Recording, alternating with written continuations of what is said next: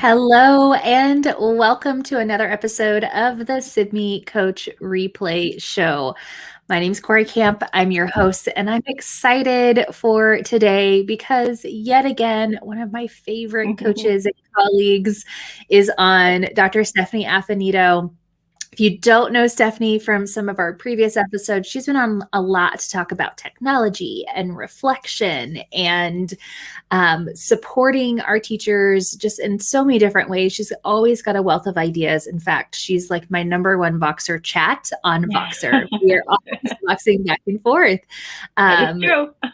Yeah. So she's the author of Literacy Coaching and the Coach's Sketch Notebook. Did I get that correct? I'm trying to, I'm going off the top of my head. Yeah. Coaching Sketch Notebook. Yeah. Sketch Notebook, which if you don't follow her, you need to. We'll drop her Twitter handle and everything here in the chat, but and you can find it on the notes and takeaways. But, you know, Stephanie and I were talking earlier this month a little bit about just supporting teacher reflection and then how important it is for us as coaches to reflect. We've been doing a lot of work on some projects together, and so we've been reflecting, and I thought, you know, we ought to bring this conversation to the show just because I know this is where a lot of coaches are right now. And maybe you're too tired to take a moment to reflect after this big long year, but this episode's going to be here for you all afterwards. And Stephanie has 3 really, really great steps that we're going to walk through today to help you think about your year and think about moving forward, especially after such a monumental 18 plus months of experience that we've had. We've all had to adjust, but not all of those adjustments were bad. Really, some of them helped us become stronger and more efficient in our coaching skills and the relationships that we've built. And so how do we keep that moving forward in whatever circumstance that we have next school year and beyond as we go in? So that's what we're talking about today. Welcome, Stephanie. It's always so fun to have you on the show. So yeah, have you reflected yet? Have you spent some time, or are you still wrapping up some of your coaching cycles for the year there in New York? A little bit of both. So I think all of us, we've had to reflect as we go because things have changed so often and in some cases so significantly throughout the school year, from in-person instruction to virtual instruction to hybrid and back and forth in between all of that. And so a lot of reflection as we go in the minute, in the hour, in the day.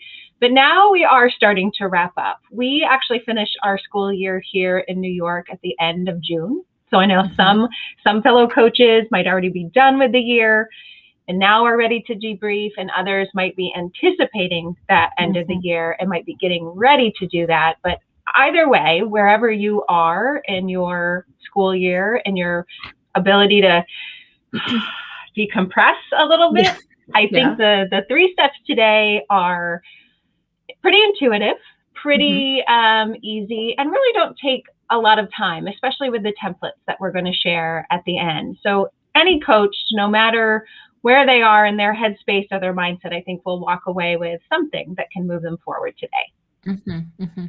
And this reflection, it's so valuable because I mean we're getting ready for, depending on, you know, our contract days, we might be getting ready for a break and summer with the rest of the teaching staff, or we might be on still for the rest of the summer, but we are saying goodbye to our students. We're saying goodbye to our teachers for the summer. We're gearing up to prepare for next school year and the professional learning that we might have to participate in designing and offering as we kick off the new school year. And so it's a good time to take some moments. And this is what I love about the 3 steps you're going to present, because they are pretty intuitive. However, when we were talking, I was like, you know, I didn't always do that, especially step number 2. And so we'll talk through. We'll talk through what that looks like. And I honestly, I know enough coaches who do step number 2. So stay tuned for step 2. But really, it's just so valuable. So that way you can really rest and reset this summer. With my teachers, we've been doing a lot of reflection. We had Miss Shoot on earlier this month to talk a little bit, or last month rather, about how coaches can support teacher reflection. But really, we need to think about our own reflection, and whether that is independently, which I think we should all start there, but then also, collaboratively with other coaches to gain more ideas, and then take a moment just to write them down and then leave them there. You pick them up whenever you're ready to get started back into the new school year. So if you've got questions throughout the show, audience, I encourage you to put those in the comments below. We'll kind of get back to you. We might even bring some of those up during the show. But let's jump into the first step. What is step number 1 for reflecting and thinking forward next year? Okay, so step number 1 is probably the step you were expecting, which means finding a decent block of time where you can relax, where you can take a breath, where you can think. Maybe you've got a nice beverage or a snack beside you to help you decompress and reflect. And so this is where you want to get out your notebook, you want to grab a piece of paper to jot your ideas down. And it's really important that you don't just keep this reflection in the head. One author I really enjoy, Anne Murphy-Paul, she wrote a book called The Extended Mind, The Power of Thinking Outside of Your Brain. And she says, in order to reflect inward, we actually have to get our ideas out of our brain and in a physical space so that we can see them. We can really reflect on them. Maybe we even manipulate them or highlight them or cross them out so that it gives us something tangible to work with. So in the first step of reflecting, we're going to make it real, we're going to make it physical and tangible, and we're going to think about a couple of different prompts, probably the ones that you might be already thinking of. The first one is to just think back on this question. What were your most memorable parts of your year, and why were they memorable? Right? So what were the things that went really well that are jumping to mind? And then also, what maybe didn't feel right this year as well, and why did those things go well, and why did those things not feel right? Obviously, we have a global pandemic impacting the realities of those questions, but it also helps us think about what was working in our coaching position for the year, and maybe what wasn't working. That's something that you want to tweak for the coming year. And thinking about those two things of what went well and what didn't feel quite right, that's where you can start to ask yourself, where do I think I need to grow as a coach? Or where do I want to grow as a coach? So when I look back at the end of the next school year, I've got more positive, memorable events than the things that didn't feel quite right. And you can also think on what kind of data do you have to support that, right? Do you have information from teachers? Do you have survey data? Do you have information about student performance that are impacting how you're thinking as well? But you want to make sure that you jot those down some way. It could be a narrative where you're actually writing out longhand what your responses are. Maybe you're a list maker like I am, and you just jot down what comes to mind in terms of what went well and what didn't feel right and what I know I want next. Or maybe you're more creative. Maybe you're a sketcher. Maybe you're a doodler and you represent those ideas that way. But it's a first level of reflection to get down on the page what's really jumping out at you of being significant from the year that we've just finished.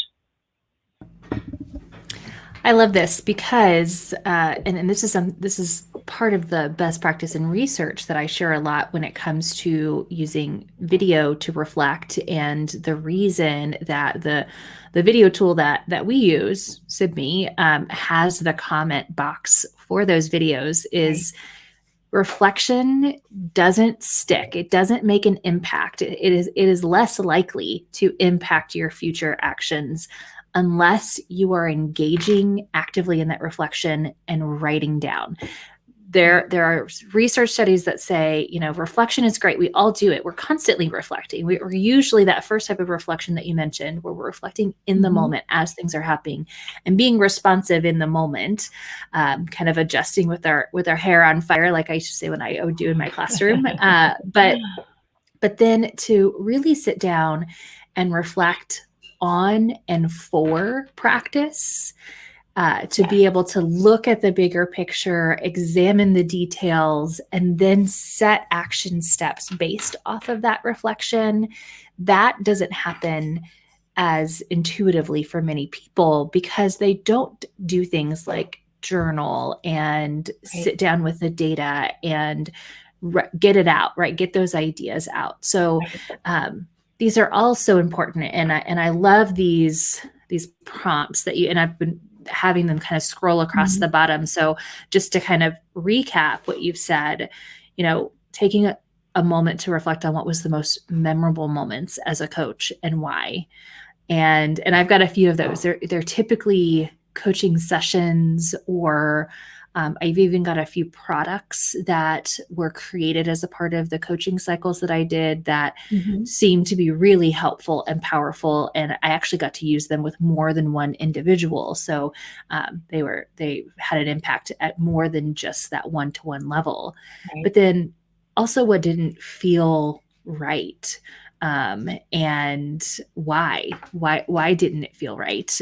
What was it about it? Maybe it was a conversation, or maybe it was how you started or introduced your coaching. Maybe you felt that every time you started working with a teacher, you sensed there was this misconception about what it is that you are there to do or how you're there to support them.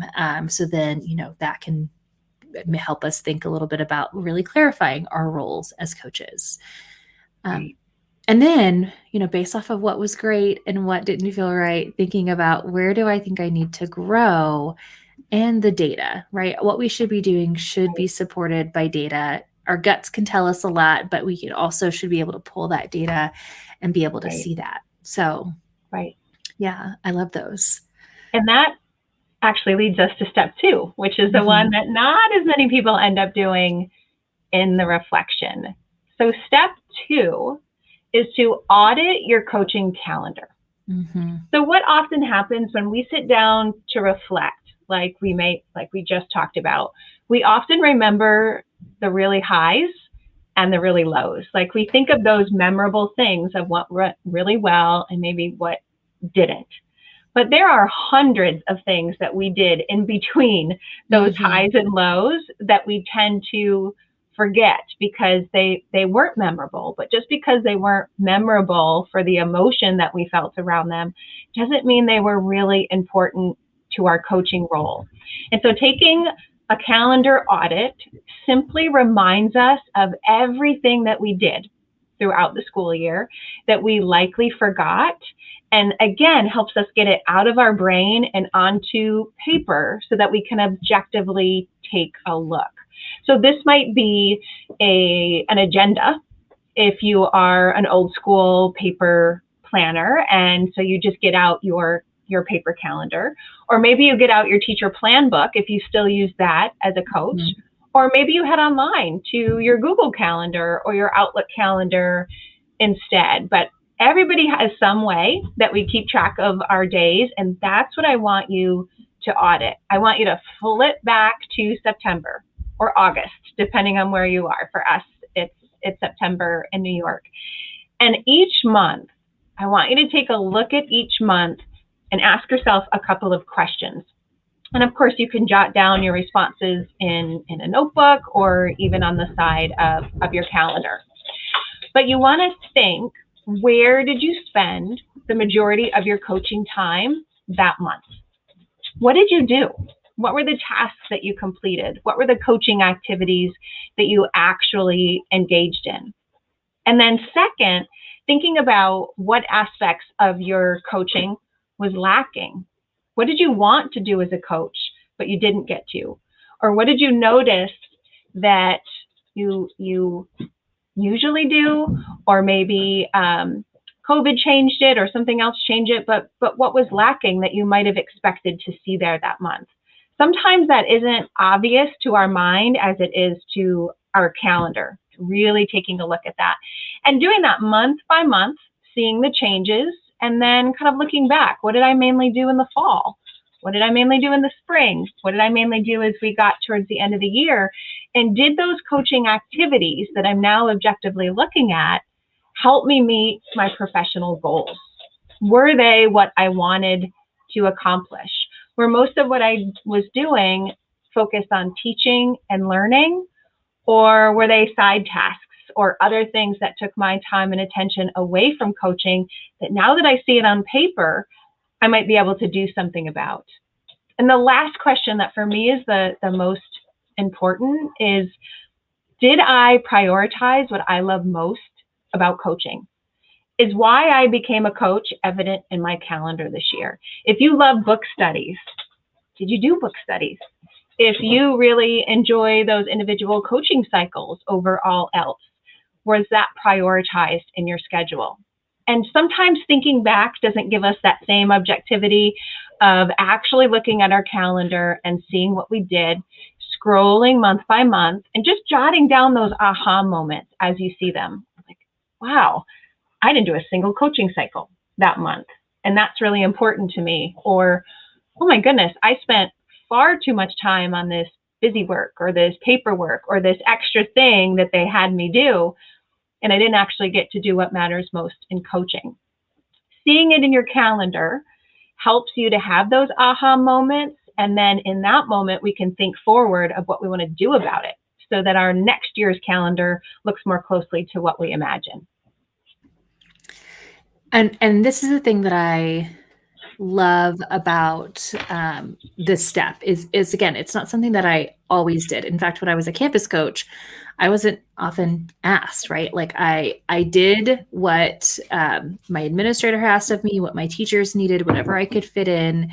I didn't do a great job of logging those things. I think I was excited I didn't have to have lesson plans to log all the time. But then when I became a district level coach, my supervisor, my mentor would ask me, what have you done this month? What types of activities did you engage in that met your goal for your purpose of your role, but then also your professional goal? And so something I began doing was I started keeping more of a digital calendar at that time, but I also color coded my calendar. This was something I did back when I was lesson planning, and that also makes it super easy to see. All of my coaching sessions and one-on-one coaching cycles were a specific color on my calendar, and my PD sessions were another color, and the planning for those PD sessions were another color. And this is something I continue to do today in my role as a consultant and a coach at a bigger scale. And it really makes it so much easier just to look at that week at a glance or month at a glance kind of calendar and be able to visually see patterns in your activities, and then kind of drill down into, I did so many coaching cycles that month, but it was only with these two teachers. I only ended up working with one-on-one with a very small handful of my teachers. And I want to be able to have some one-on-one time with all of my teachers. So being able to look at your calendar in that way is important. And if that's something that you, like me, my first years as a coach on a campus, didn't really keep that calendar of those things, that's something that you can put on your goals for next year, right? To be able to look back at that.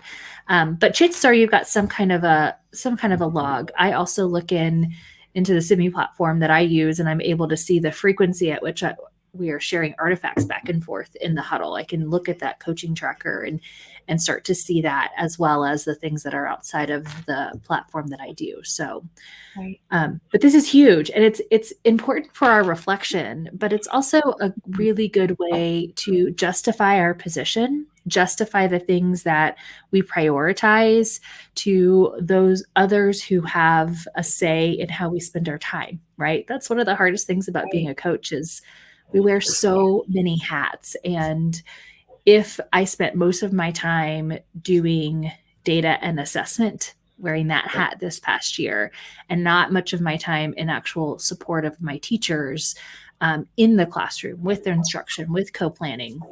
That might be a conversation I could have with my administrator and reflect together with them, invite them into that reflection to think about next year. Right. So, yeah.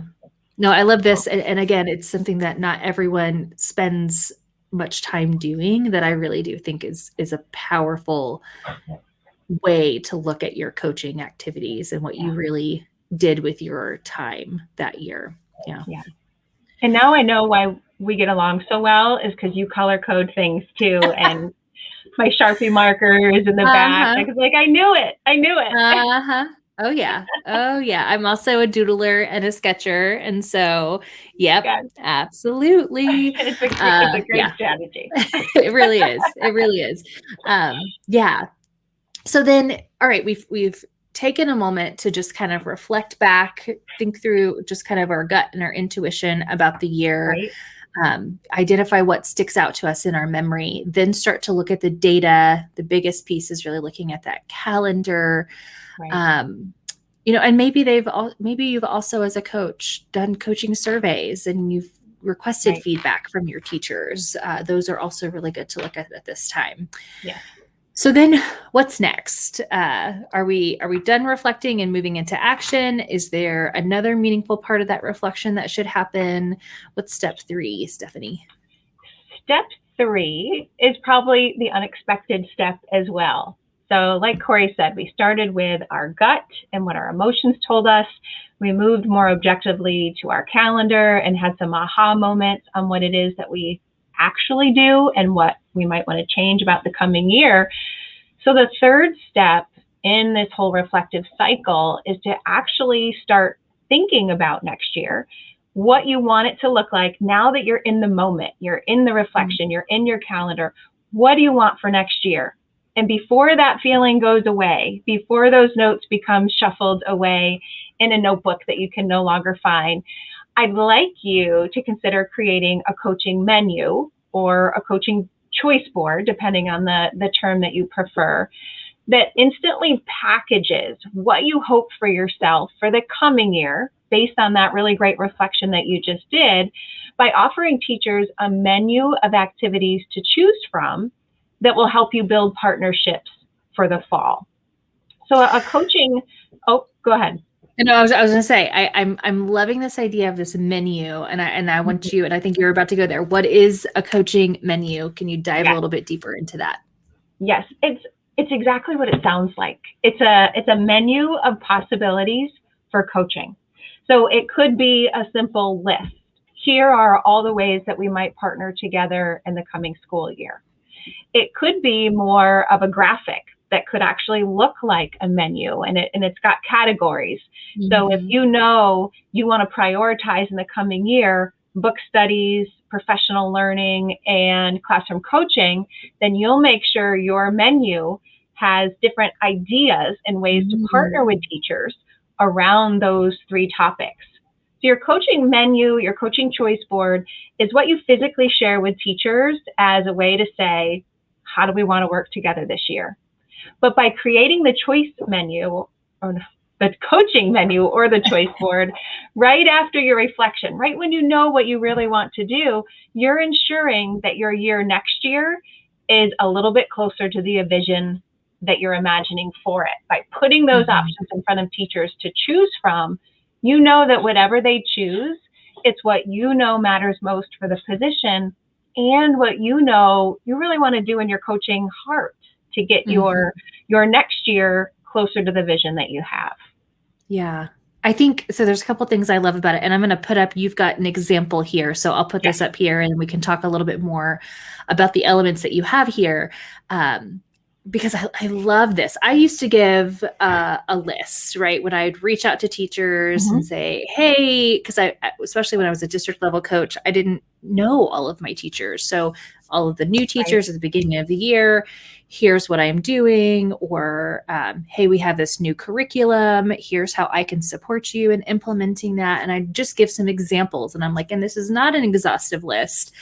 So just give me a call and I can let you know if that is something I know my limits, but Usually there would be things that I'm like, oh yeah, that would be a really great thing to do. And then I'm adding it to the list of things for the next year or the next quarter that I push out. But it sets the tone, right? And it really helps you prioritize. It's so important that we find the joy in what we are doing. Yeah.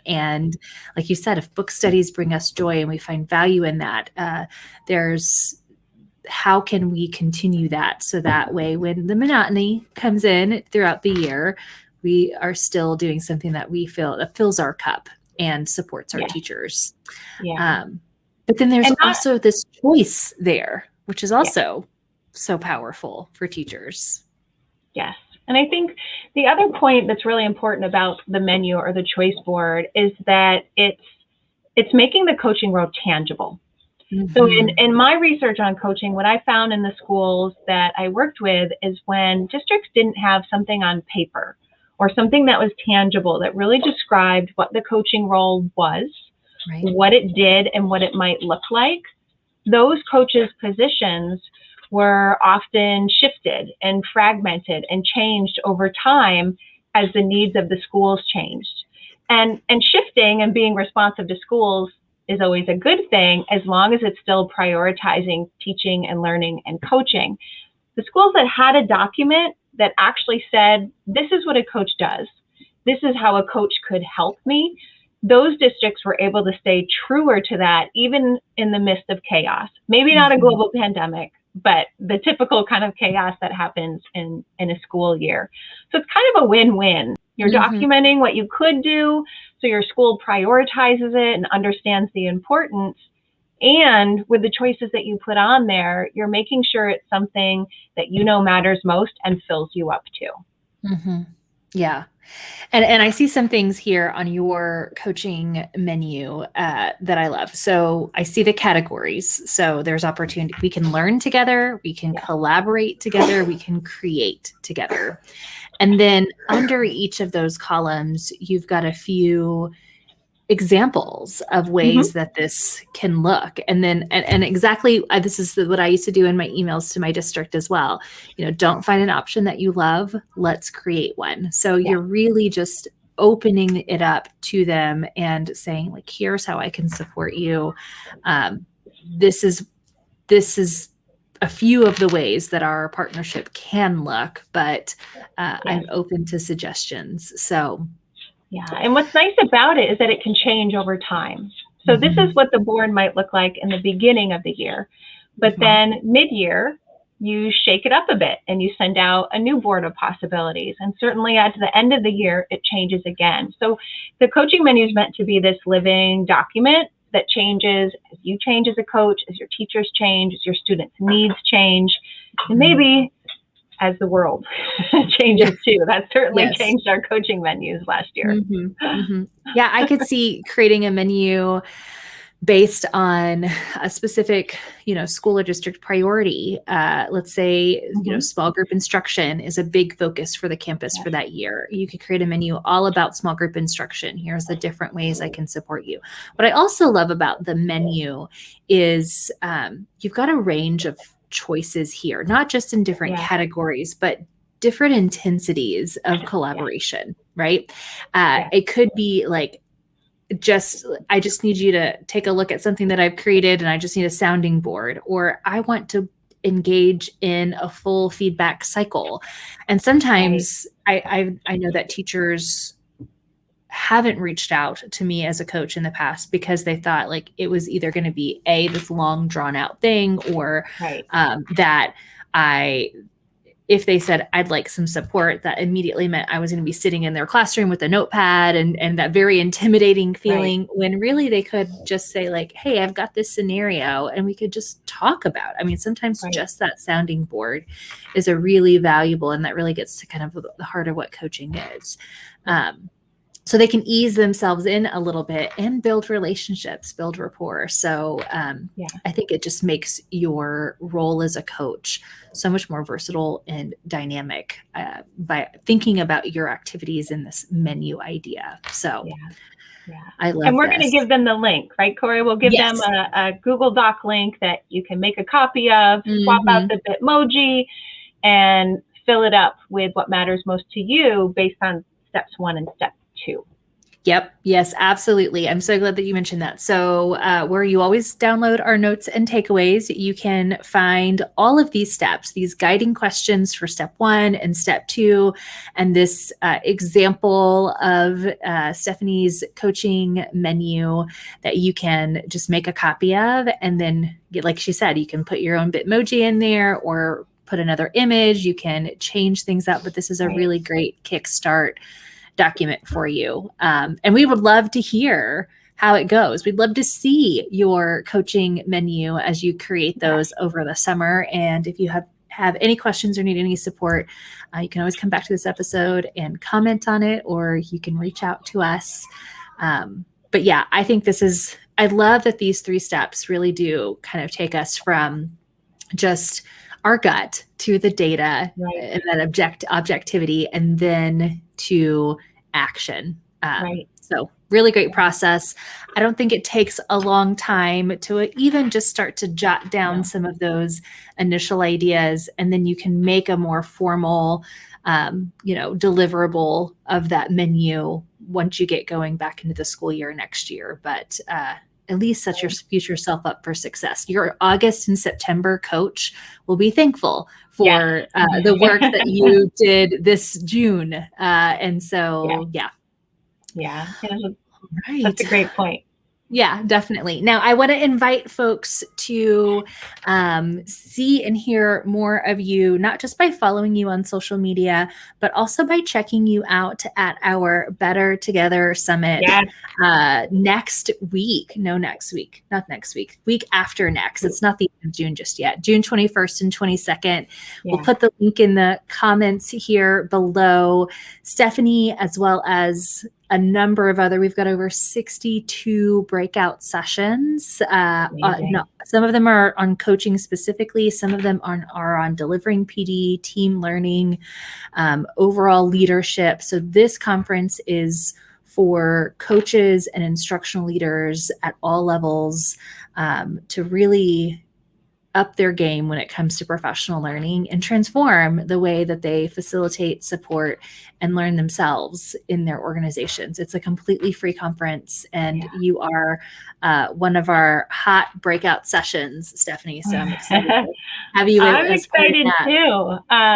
So a little sneak peek. My session is all about how to build your own coaching personal learning network, how to kind of surround yourself with positivity, surround yourself with other coaches and mentors who can fill you up for the coming years. It's a perfect way to kick off your summer with a little bit of homework from the session, but fun homework that will get you connected online in multiple ways to really send you into the coming school year. So imagine if you did that and you had a coaching menu, you'd be all set. Yes, you'd be on fire for next year. So that would be awesome. I really do. Register. It's completely free. Tell your friends. You have access to all of the sessions. So if you can't make it the 21st and 22nd, or you miss a great breakout session, they're all recorded and they're all going to be available for the next 12 months. So they're for you the entire school year. If you need a refresher, a reminder, or you're finally in the headspace to be able to take in those ideas, they're all going to be there. So it's a really, really great. It's our second year. Last year we had over 4,000 people attend. It's all virtual. And so, so excited to have you back. You presented last year as well. So it's always so great to have you there. All right, Stephanie, anything else for our audience as we wrap up? This is one of our last episodes of this season. We'll take a break in the month of July. So any words of wisdom or advice or message that you want to leave with our audience? Yeah, I guess I would say, take time for you. As a coach, this reflective part is certainly important as a way to think about what we want to hold on to and where we want to go next. But you can't really do this kind of thinking, this kind of objective look at your coaching role, or even thinking forward if you're stressed, if you're overwhelmed, you come from a different place. So we're talking about reflecting and thinking forward, but at the same time, it's important to just step back and decompress and then come to this reflection in a really good headspace. You know, rather than the craziness of the school year, you know, a little bit of wait till you feel your shoulders settling a bit and then jump in. Yeah, absolutely. Absolutely.